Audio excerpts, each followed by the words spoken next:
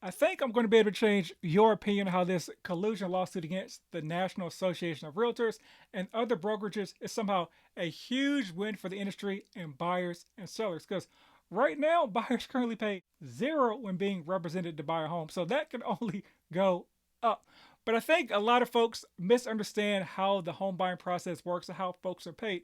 I'm going to read you this excerpt from a CBS article, but you can take it from pretty much every article that I've seen online.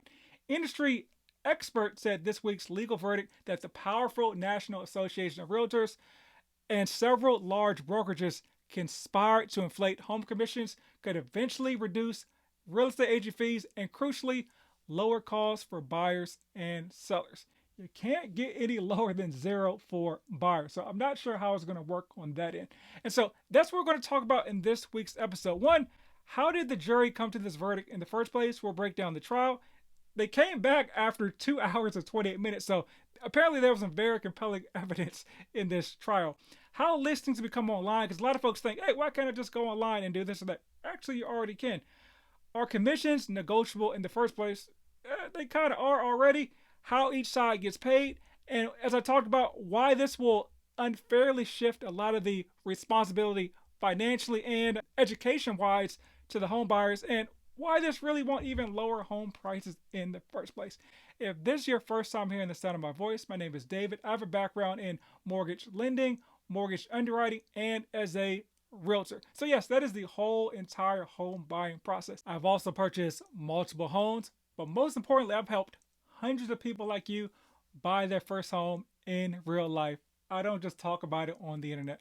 Let's go get those keys. Welcome back to House Rich, the first time homebuyer show where we provide you actionable steps in layman terms to buy your first home. Let's jump right into this topic by jumping into another topic, student loans. That's currently one of the biggest financial burdens folks have. But let's talk about how student loans work, because everyone knows that student loans are essentially a horrible deal. They're a big deal or a big win for the lender, but somebody at like 17, 18, 19 is signing this horrible deal to sign up for debt essentially for the next 20 to 30 years. But imagine if the person, when they're going to get a student loan, had a representative by their side. They could look at the deal and be like, one, explain it to this person who's just 18 years old and doesn't really understand finances. Like, hey, this is the interest you'll be paying. This is how much interest you have to pay on top of the loan. This is how long it'll take you to pay it off. Even making payments early don't go towards the principal. They go towards the interest. And so this is maybe a potentially crippling deal for you. So here are some other options. Here are other lenders you can look at. Here are other funding methods you can look at. Maybe here are other career paths you want to take, because it's pretty much presented like, hey, it's free money right now, and then down the line, don't worry about it, but you can pay it off with this high paying job you get down the line. Like, I think the state of the student loan industry would be completely different if student loan folks had representation beside them. So now we're going to dive into this lawsuit, because if the lawyers have it the way they like to based on what they're fighting for, they're fighting just for their commission. Actually, ironically, 40% commission on this deal. The buyer's rep, the money for that person would come out of the pocket of the person buying the home. But let's jump into this verdict. And I mentioned they came back in 2 hours and 28 minutes. They actually came back like an hour and a half to ask for how to decide damages. So they pretty much decided very quickly that NAR and other folks, the other brokerages, were colluding to inflate their commissions. The focus of this lawsuit is the National Association of Realtors, which I'll refer to as NAR from this point on, that requires the home sellers to offer to pay the commission of the agent representing the home buyer when they advertise their property on the MLS multiple listing services. So how it works is, when you sign a contract with a seller, you actually ask them, hey, do you want me to put your home on the MLS to advertise it to more people? They can say yes or no, but pretty much they're going to say yes, because why are they hiring a realtor if not to have them advertise the property? Now, here's where the potential issue lies. In order to list the home on the MLS, you have to be part of the National Association of Realtors to get access to the MLS. It goes on the MLS and then it spits out the listing to all the other sites as well, just like Realtor.com, Zillow, etc. But there's the data's on the MLS, and there's a little bit more data on the MLS that is private, so just that the realtor can see it versus like what you, a civilian, would see when you look at like Zillow.com and things of that nature. So they're saying that, one, by defaults of having to really listen to MLS to have the most visibility, that there's like some sort of the agents and NAR are in cahoots in the first place. To me, that's kind of a stretch, but I think that's the logic they're using there. Because the majority of homes in the US are on the MLS, like 90% of them. It also says this is in addition to having to cover the commission for their listing agent or broker. So, but of course, they're going to have to cover the commission for the listing agent. Like, what is this fantastical scenario where the person selling their home does not have to pay either side of the transaction? To me, that doesn't really make any sense. Because of course, there is the option which is for sale by owner, where you can just kind of do your own thing and put it specifically on like Realtor.com or Zillow or whatever. You can always, like, for sale by owner has been and always will be an option. They also talk about NAR's rule also prohibits the buyer's agent from making home purchase offers contingent on the reduction of their commission according to the complaint. So they're saying that, hey, even if the buyer agent is like, hey, to close this deal, I'll reduce my commission by 0.5% or 1% or something like that, they're not even allowed to do that. But here's the thing, a buyer's agent can actually give part of their commission to the person they're representing. So they sort of cancel. Like if there's an issue where maybe something happened and now the buyer is short a little bit of money, the buyer's agent can actually cover some of that with their commission. And same thing with the seller's agent. They can do the same thing in order to help their seller. So once again, that item has always existed. Next, if NAR's mandatory offer of compensation rule were not in place, the home buyer would foot the bill for the agent's commission, which would open the door for competition and lower commissions amongst vets vying to represent a buyer, the plaintiff contended. Another thing, like, commissions are never like in stone. You can see this actually on Zillow and Realtor.com as well if you look through it, but you can actually see what your realtor is going to make from the sale or helping you purchase the home. Typically, most markets is 60%, but sometimes you see, so half is 3%. Sometimes you see 2%. Sometimes you see like 2.5%. There's actually one builder out there that only gives 1%. So the idea that these commissions are locked in just isn't accurate. And also the idea that there's going to be an arms race to the bottom of the commission totem pole doesn't make sense. Like, most realtors are not going to be doing like 1% or 1.5%. Even 2% commission is rough because people are like, oh, realtors are glorified door openers. All they do is open the door. There's a lot of time put into buying a home. Like, I've driven around with people for like weeks. Well, I've shown some people like 20, 25 homes. I've even shown somebody, I think 21 homes. And they end up not purchasing a home. Like, that was their prerogative. They were just like, hey, rates are getting high. It's not the right time for me to buy a home. That was their decision to make. I'm not salty or anything like that. That just is what it is. But think about it. Realtors don't actually pay until the home closes. The idea that somebody is going to ride around with somebody for, 3-4 weeks, sometimes 2-3 months, and then they get like 1% of the sales price can sometimes break down to below minimum wage. Like, that's not happening. The only realtors that are going to do that for you are probably not quality realtors that can actually show their worth when it comes to like negotiating, looking at issues with the property, and a lot of other things that realtors bring to the table as far as their value. Right? Some realtors just do open doors. Let's not. I'm not going to deny that. Next. I'm a realtor in Dallas and would love to help you reach your goals of home ownership. So click the link in the description and just schedule a call no matter where you are on your journey. Not in Dallas? No worries, I can help connect you with a vetted realtor in your local jurisdiction as well. And feel free to share with friends, family, and foes. Everyone gets left. The NAR spokesman also noted that the trade association policies have always required that an offer of agent commission be made without any specific amount. Like, before this whole lawsuit, I think it was like $1 is like what is required. So technically, in order to put the home on MLS, you do have to offer the buyer's agent something, but the minimum was actually $1. After this lawsuit, or actually during the lawsuit, they lowered it to 0. Adding that it could be as little as $1 or even a penny. So yes, the option to actually put a small number for the buyer's commission has always existed. So why has it just been the standard like 4, 5, 6%? Because that's just what the market has said. Like, do you think every single brokerage across America is colluding in order to do this?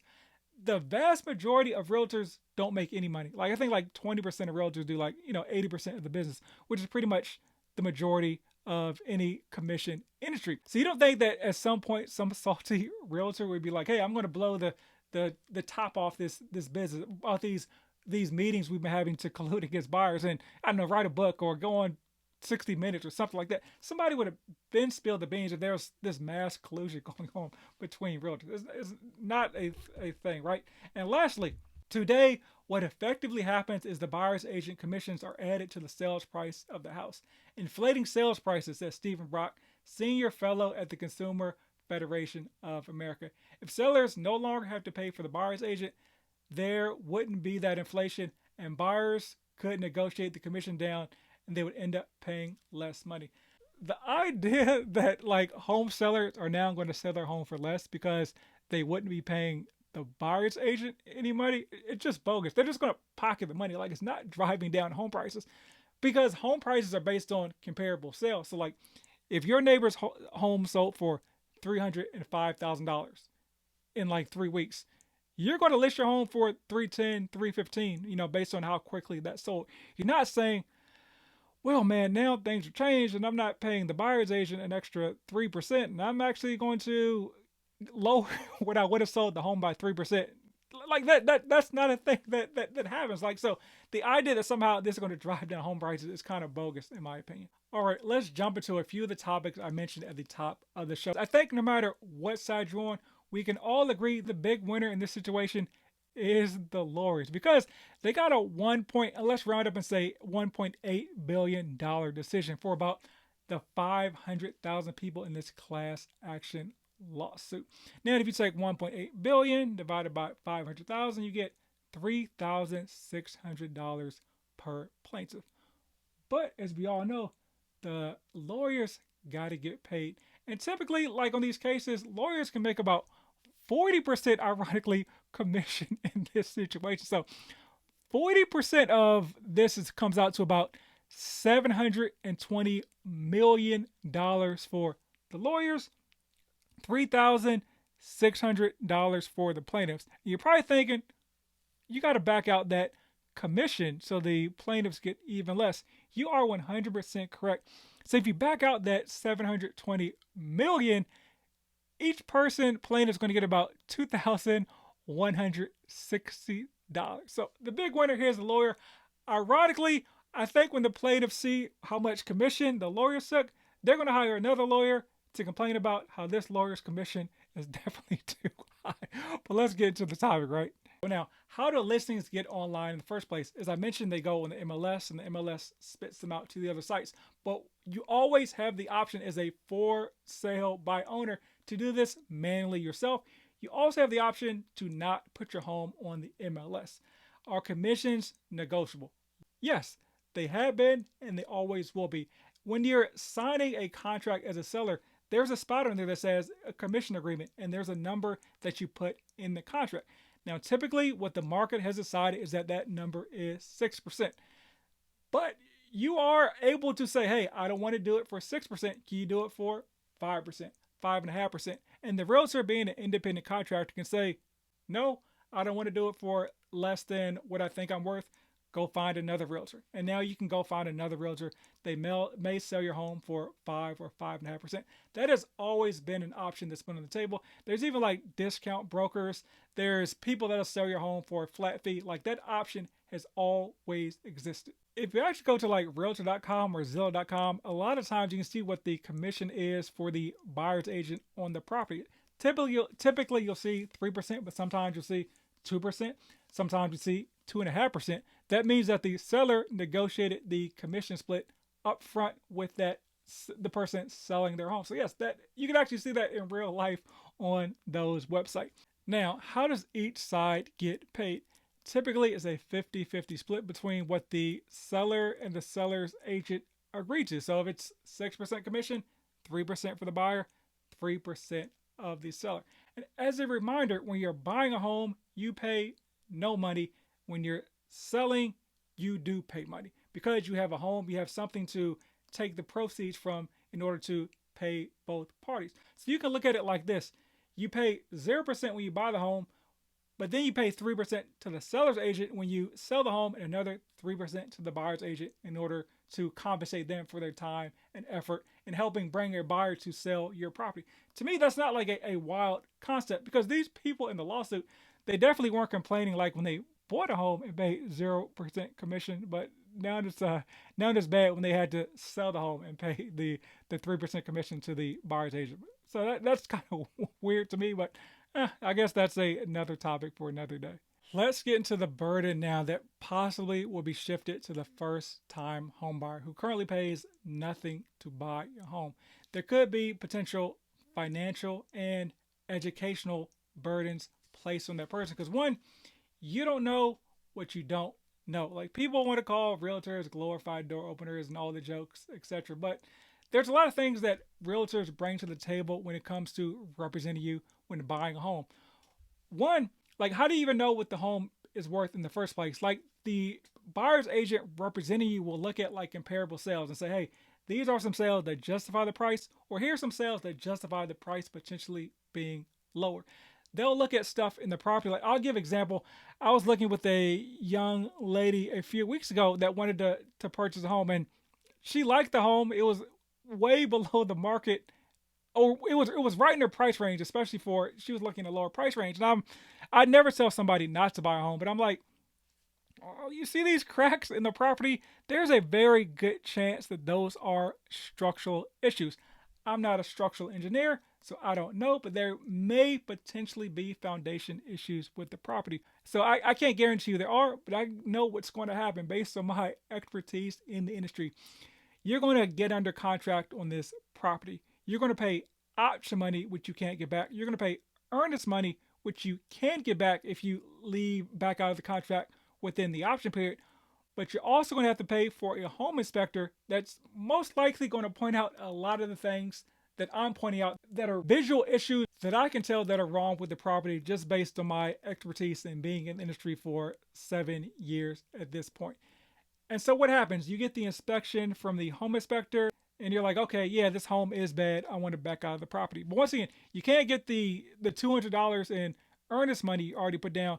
You can't get back the $200 you paid for the inspection. So now you're out $600 and you're on to look at the next property. Speaking of inspectors, like how do you find inspectors? How do you determine what things may be worth? Renovations, the future value of the home, value after repairs, etc. There's a lot of value that realtors bring to the table. Like even directing you towards a neighborhood. Sometimes folks will be like, hey, I want to buy in Dallas. So I'm like, hey, Dallas is pretty large. Is there a certain area, are there certain criteria you want in your home search? I can help point you in that direction. Here's another example. I was looking with a first time home buyer about 6, 7 weeks ago, and she liked the property. But one thing I noticed was like, hey, the gradient of the backyard, gradient grade, the angle of the backyard is coming down right towards the foundation. When you're looking at a home, the home should be up a little bit, and there should be a gradient going towards the backyard, not the backyard going towards the home, because that directs all the water towards the foundation of the property, which can lead to, once again, foundation issues. And that's something that I always like to point out because foundation issues can be tens, 20s, 30s of thousands of dollars. And there's something you have to repair that brings no value to the home because it's understood the foundation should be fine. So you paying $20,000 to fix the foundation just brings the home back up to the value it should be. It does not add any value to the property. So that's just some of the expertise that the potential first-time home buyer will be in the hopeful. Now let's talk about the financial part. Right now, they're paying zero. So if you want to do things on your own, you're going to be lacking the knowledge. Or if you want to have somebody represent you, and let's say commission goes all the way down to 1%. I don't think it'll ever go that low. But now you're paying an extra 1% on top of whatever that down payment would be. So now you, the first time home buyer, have to bring even more money to the table in this super unaffordable home buying market as it is. So what happens with that? That actually reduces the one that's going to widen the wealth gap between the haves and the have-nots, but also that reduces the number of buyers on the market, which coincidentally may deflate the value at which that home seller can sell their home for because now there's less demand for the property because there's ironically a lower supply of people that are even in a position to purchase that home. Now, let's be honest, commission is baked into every aspect of life. It's just very visible when it comes to realtors, and the prices are so high that people feel that it's unfair. Like on a $1 million home, 6% of that is $60,000. The folks just think that's just too much because they're pocket watching. But if you're listening to this on the podcast or you're watching this on YouTube on your phone, statistically, you're probably watching it on an iPhone. I think that's like 40% of the market. Now, when you go to the Apple store or wherever you got your phone, that person may not have got a commission for selling you the home because, hey, you're already walking into the store. You know what you wanted to buy. You didn't really need a breakdown of how the iPhone works. But guess what? You probably seen a commercial for an iPhone at some point in time. That is called advertising. The realtor helps advertise and market your home. The commercials help advertise and market that phone. And guess what? That advertising budget is baked into the price of that iPhone. So guess what? You're paying commission on an iPhone and every single product that most likely is in your house as well. But let me know your thoughts on this commission lawsuit. Did I change your opinion? Is it a good thing, bad thing? Realtors as door openers? Should the number be lower? I was getting some feedback from folks today before I hopped on. Somebody was like, hey, it should be a $1,500 flat fee. And I'm like, what? Because realtors just do paperwork. So I'm like, have you ever purchased a home in your life? Like, why do you think it's just paperwork? And also, where did this $1,500 number come from? I think somehow folks think that if commissions go down, home prices are going down. It won't happen. But hey, as always, buy land. Rumor has it they're not making any more of it.